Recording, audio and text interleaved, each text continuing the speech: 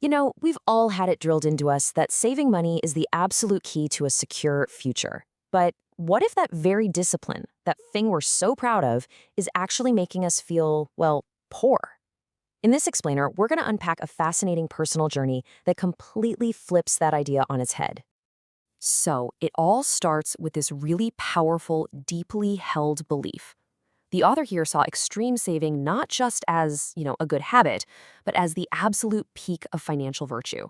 It was the ultimate test of their own self-control.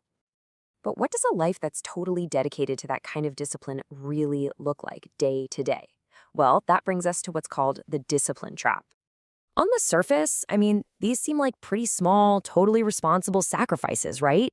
You say no to the daily coffee, you pass on that big trip, you turn down dinners with your friends, and you do it all so you can watch that savings account number just inch upwards. It's the classic advice we've all heard a million times. And this right here, this reveals the core problem. See, from the outside looking in, it looked like perfect adult responsibility. But on the inside, it just felt completely empty. And that disconnect, that gap between how things look and how they feel, that's where the trouble really starts.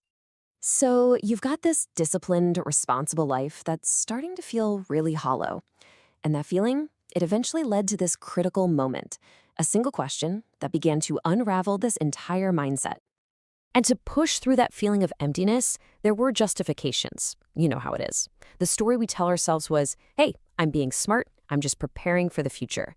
It's a really powerful story we use to make our choices feel right, even when deep down we know something's a little off. And then, the turning point.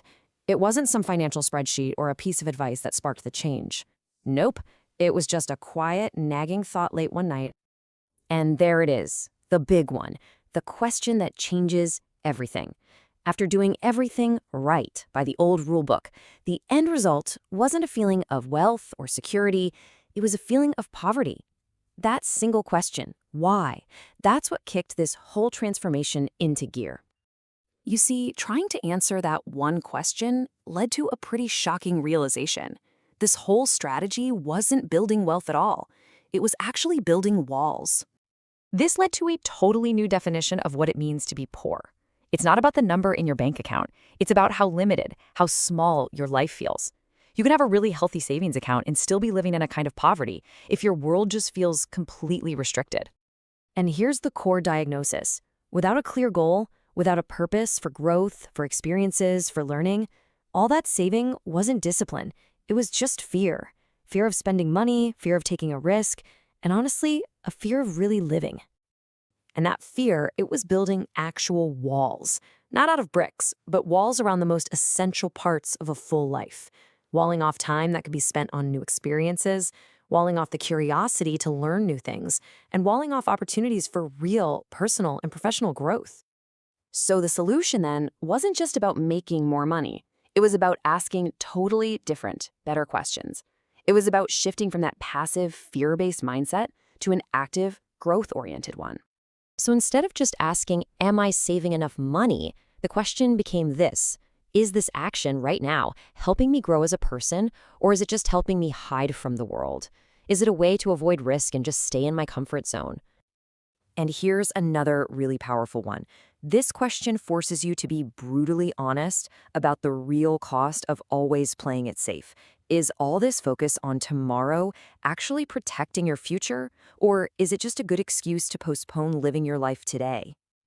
So, asking these new, better questions led to an entirely new philosophy, a whole new way of defining what it means to live a truly rich life. And this new philosophy, it's all about balance. Real wealth isn't some static pile of cash sitting in an account.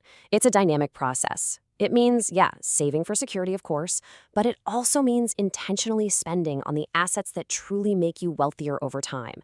Learning, your health, and your relationships. In practice, this looks totally different. The focus shifts from just hoarding cash to actively investing in things that actually compound over your lifetime. Things like new skills that make you more valuable, new ideas that expand how you see the world, and meaningful moments that create a rich and fulfilling life. And here it is, the beautiful result of that whole shift. That feeling of being poor, it just vanished. And not because the bank account suddenly exploded with cash. No, it's because the life itself finally felt full and expansive and valuable. The real wealth was internal. And so, this whole journey leaves us with a question for ourselves. The focus shifts from what can you save to what can you invest in yourself? Whether it's in a new skill, a powerful idea, or just a meaningful moment, what's one investment you can make, maybe starting today, to build your own rich life?